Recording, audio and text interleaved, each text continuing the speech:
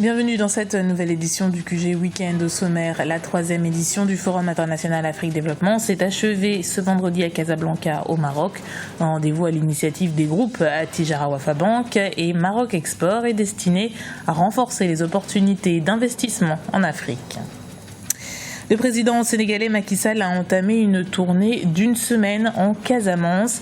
Il y a annoncé une série de mesures pour faire de la région un pôle touristique de premier plan. Le développement de cette région autonomiste est pour lui nécessaire pour maintenir la paix. Immersion en Tanzanie, 4e pays producteur d'or en Afrique. Le pays dispose également de pétrole et de gaz naturel. Mais malgré une croissance de son produit intérieur brut de plus de 7% en 2013, le taux de chômage reste encore élevé. La 3e édition du Forum international Afrique Développement a refermé ses portes vendredi à Casablanca au Maroc.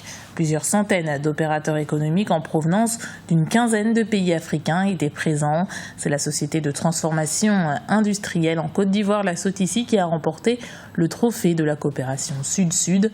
Une récompense remise par le groupe Attijari Wafa Bank, co-organisateur de l'événement, et dont on écoute d'ailleurs le président Mohamed El Kettani. C'est non sans émotion que je m'adresse à vous, chers participants, à l'occasion de la clôture officielle des travaux de la 3e édition du Forum international Afrique Développement, placé sous le haut patronage de Sa Majesté le Roi Mohammed VI, que Dieu l'assiste, car à réaliser la richesse et l'intensité de ces 2 jours en débat, en échange sur les opportunités d'investissement, en rendez-vous d'affaires animé par vous, Excellences, honorable assistance, revient mesurer l'envergure que vous donnez à cette plateforme intra-africaine. Par votre vitalité, votre détermination, vos engagements, nous sommes déjà à plus de 4500 rendez-vous B2B qui ont été opérés. Les secteurs ayant rencontré le plus de succès sont les industries manufacturières, une excellente nouvelle, les BTP et les services. Nos amis sénégalais et camerounais ont été, selon le bilan provisoire d'étape que l'on m'a remis, parmi les plus dynamiques, ainsi que les opérateurs marocains. Je sais d'expérience qu'un chef d'entreprise ne perd pas son temps. Peut-être que les autres étaient discrets et ils faisaient les rencontres officieuses qui ont échappé aux yeux vigilants des équipes d'accompagnement.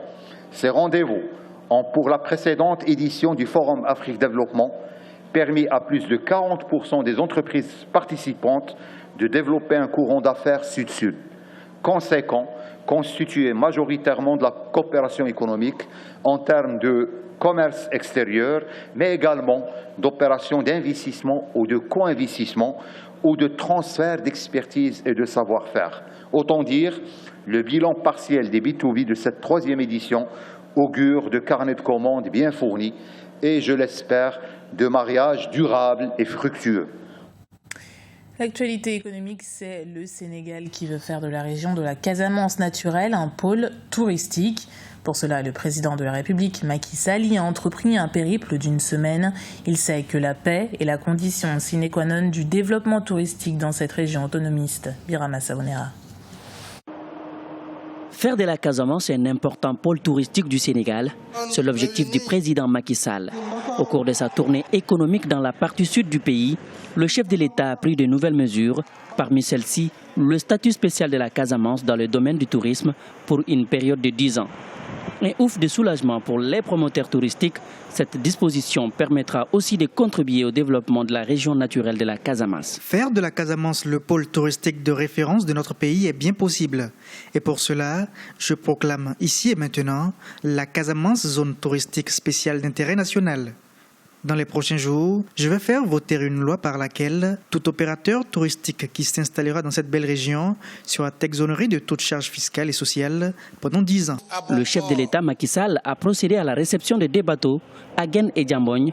À cette occasion, le président a pris une décision importante pour les populations de la Casamance. Il s'agit de la subvention du tarif de la desserte maritime Dakar-Ziguinchor à 50%. Le prix du billet s'élève désormais à 5 000 francs CFA au lieu de 10 500 francs CFA. Une manière d'abréger la souffrance des habitants de la Casamance, mais aussi de lutter contre l'enclavement dans cette partie méridionale du Sénégal. L'arrivée de ces 2 nouveaux bateaux nous rend heureux, parce que c'était très difficile de nous rendre à Dakar. Mais ce ne sera plus le cas désormais, surtout depuis que le président a également déclaré que le coût des billets serait revu à la baisse. Cela nous rendra la tâche plus facile dans nos activités commerciales et pour nourrir nos familles, ces 2 bateaux sont une aubaine. Cette tournée économique marque ainsi la 3e visite du président Macky Sall depuis son accession à la magistrature suprême en 2012. En plus de la réception de 2 navires, le chef d'État sénégalais a procédé à l'inauguration d'une chambre frigorifique à Ziguinchor. Il a aussi remis une 50aine de bus aux transporteurs urbains de la région. Entre 10 et 25 morts, c'est le bilan encore provisoire de l'attaque des Chebabs perpétrée vendredi contre l'hôtel central dans la capitale somalienne Mogadiscio. Le maire adjoint de la capitale a été tué et 2 ministres figurent parmi les blessés. Le vice-premier ministre Mohamed Omar Arté et le ministre des Transports Ali Ahmed Jamak. C'est une voiture piégée qui a été postée à l'entrée du bâtiment. L'attentat a été revendiqué par les Chebabs. Chaque année, ils sont des milliers de jeunes à obtenir leur diplôme, mais très peu parviennent à trouver une place au sein d'une entreprise. En Tanzanie, par exemple, le taux de chômage en 2012 était estimé à 10,7%, mais beaucoup ont décidé d'influer sur cette réalité. Et Mefa Kofi nous explique comment. La Tanzanie est le 4e pays producteur d'or en Afrique. Elle dispose également de pétrole et de gaz naturel. Et pourtant, le taux de chômage reste encore élevé. Selon les statistiques disponibles, en 2012, il était de 10,7% contre 12,2% il y a 6 ans. Même si la situation s'est améliorée, la question inquiète toujours. Oui, le chômage des jeunes est un problème ici et il est réel. Les raisons sont liées au marché du travail, mais aussi à la jeunesse elle-même. Si les jeunes sont pointés du doigt, il y en a qui arrivent néanmoins à s'en sortir, à l'exemple de ce vendeur de brochettes. Il ne me sert à rien de travailler pour quelqu'un quand je suis encore valide. J'ai donc économisé et j'ai commencé à vendre de l'eau. Puis finalement, j'ai eu suffisamment de capital pour commencer à vendre des brochettes. J'ai beaucoup de respect pour cette entreprise. Les brochettes de choura sont plutôt bien appréciées. Mais il évoque un problème qui, s'il est résolu, pourrait bien faire accroître son chiffre d'affaires. Nous avons un problème avec l'électricité. J'aimerais que le gouvernement mette en place des lumières. Quand il fait noir, les clients ont peur de l'insécurité. S'il y a de la lumière, les gens peuvent se sentir en sécurité et nous pouvons avoir plus d'heures de travail. Aujourd'hui, face au marché du travail qui offre moins d'opportunités, la seule solution contre le chômage se trouve être l'entrepreneuriat. Certains l'ont compris et depuis, la vie leur sourit. C'est une véritable razzia qu'a opéré le cinéaste mauritanien Abderrahmane Sissako ce vendredi soir à Paris. La 40e cérémonie des Césars a largement récompensé son long métrage Timbuktu. Le film repart avec 7 trophées, dont le prestigieux meilleur film, meilleur réalisateur, meilleure musique et meilleur scénario. C'est tout simplement inédit pour un film africain. Et ce n'est sans doute pas terminé pour le film qui est en compétition au FESPACO, le festival de cinéma de Ouagadougou. La musique comme mouvement de résistance, c'est le credo de ces jeunes artistes musiciens du Libéria. Avec le hip-hop comme étendard, ces chanteurs veulent toucher toute la population libérienne et tous les âges. Yevendo. Le hip-hop est un style musical très prisé aujourd'hui au Libéria. Les jeunes artistes s'en servent pour égayer le public et révolutionner la musique locale. Pour susciter plus d'engouement, ils choisissent des morceaux qui ont connu du succès par le passé et les combinent avec un style populaire moderne. J'ai toujours fait de la musique pour l'avenir. Je le fais pour les enfants et mon dernier album est intitulé « Pour les Soloma ».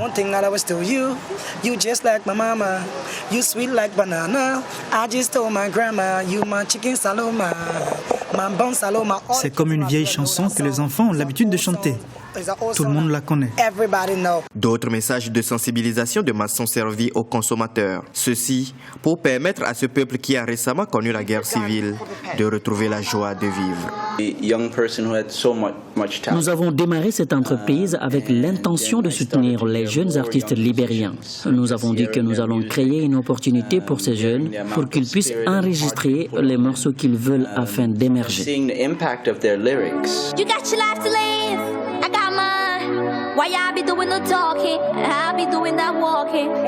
Je veux que les gens sachent que nous nous sommes battus pour en arriver là, après la guerre civile. Le Libéria est le pays que les gens devraient visiter maintenant. Il y a beaucoup de talent ici. Au Libéria, le hip-hop teinté du style populaire local est communément appelé hip-co. Il est très aimé par la population qui ne rate même pas les occasions de suivre leurs artistes lors des tournages de clips vidéo dans des lieux publics.